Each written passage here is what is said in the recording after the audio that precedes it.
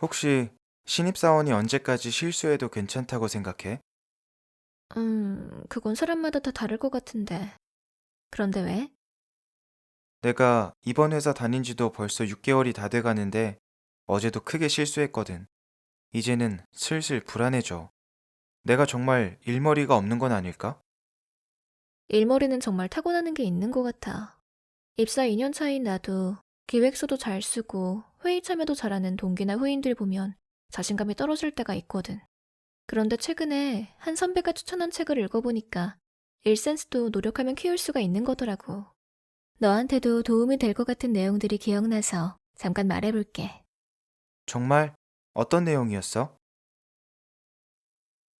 내가 추천받은 책은 생각 정리 습관이라는 책인데, 우리가 마감 기한에 쫓길 때, 필요한 정보가 안 나와 허둥댈 때, 상사 앞에만 서면 말이 안 나올 때, 회의에서 내 아이디어만 늘 거절당할 때, 왜 나에게는 일머리, 일센스가 없는 걸까 자책하게 되지? 이 책에서 저자는 생각 정리 습관만으로 경쟁사회에 필요한 5가지 일센스, 즉, 기획력, 정보력, 설득력, 전달력, 발상력까지 키울 수 있다고 말하는데, 그 생각 정리 습관은 무엇이고 어떻게 하는 건지, 또 생각을 정리하고 일을 진행하면 뭐가 달라지는지, 내가 새롭게 깨달았던 내용을 지금부터 말해줄게. 먼저 생각 정리 습관이란 행동으로 옮기기 전에 설계도를 그린다는 뜻과 같아. 물건을 정리하면 여유 공간이 생기듯이 생각을 미리 정리하면 되는 대로 일을 하는 사람보다 더 빠르고 완성도 있는 결과물을 만들어낼 수 있지. 그렇다면 어떤 생각 정리 습관이 부족한 나의 일센스를 길러줄 수 있을까? 먼저 기획력을 높이는 생각 정리 습관들인데, 첫 번째는 매 순간 제안할 생각을 하는 거야. 바이어가 내 제안서를 채택하지 않았다면 그건 오답일까? 반대로 내 제안서가 채택되었다면 그건 정답일까? 저자는 제안의 정답을 따지기보다는 얼마나 질 높은 제안을 했느냐가 더 중요하다고 말해.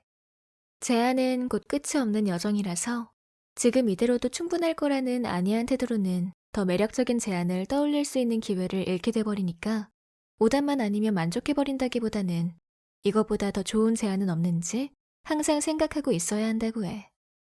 다음, 기획력을 높이는 생각 정리 습관 두 번째는 시각을 바꾸는 거야. 융통성이 없다, 요령을 부려라라는 말을 들어본 적이 있다면 반강제적으로라도 시각을 다르게 해볼 필요가 있어. 딱딱하게 굳어버린 시선으로는 기획에 대한 생각의 폭을 절대 넓힐 수 없기 때문이야. 그래서 저자는 생각의 폭을 넓힐 수 있는 몇 가지 방법을 알려주는데, 먼저 경영자나 상사의 입장에서 생각해보면 관점을 높일 수 있고, 다른 부서의 성공적인 프로젝트에 관심을 가지면 시야를 넓힐 수 있다고 해. 그리고 하나의 사실을 여러 각도에서 검토하면 다양한 시점을 가질 수 있어. 그리고 두 번째는 정보력을 높이는 생각 정리 습관이야.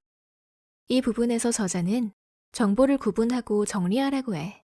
지금 같은 정보 과잉 시대에서 정보를 어떻게 다루느냐는 업무 성과로 직결되는 능력이지.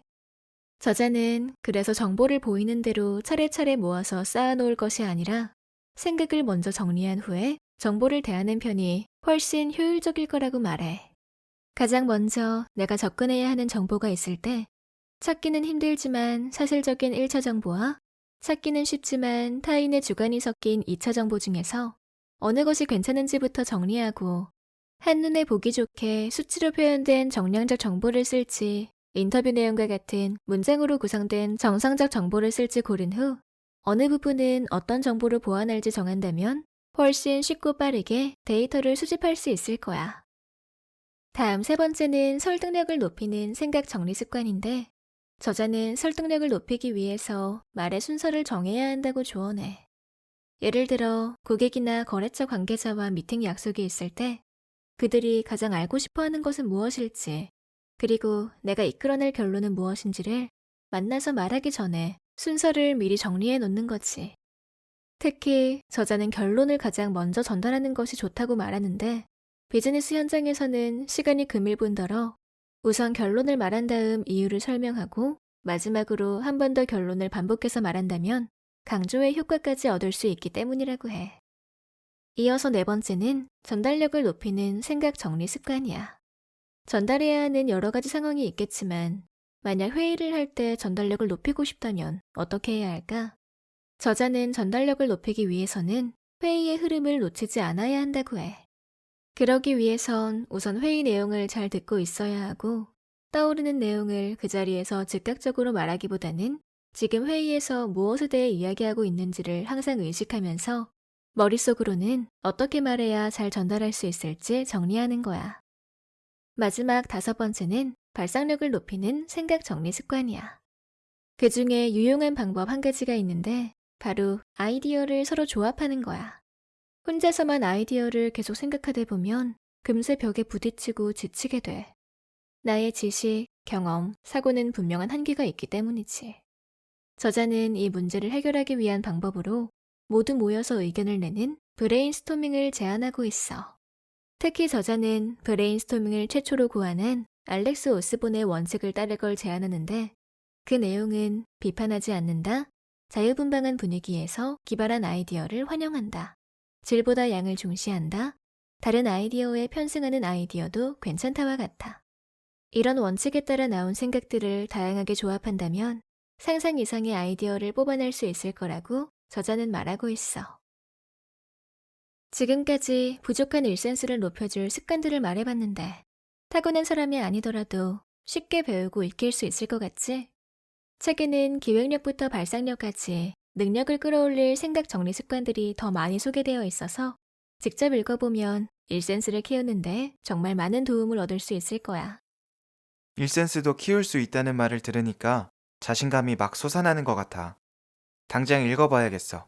고마워.